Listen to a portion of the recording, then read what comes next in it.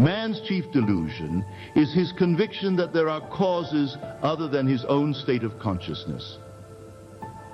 All that befalls a man, all that is done by him, all that comes from him, happens as a result of his state of consciousness.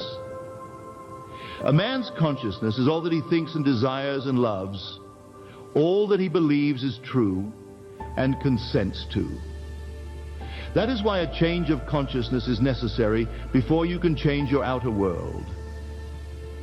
Rain falls as the result of a change in the temperature in the higher regions of the atmosphere.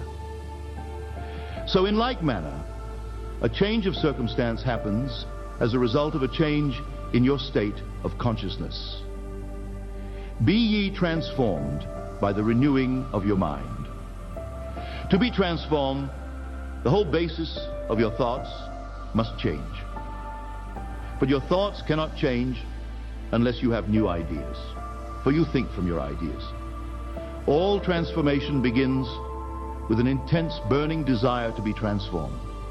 You must want to be different and intend to be different before you can begin to change yourself.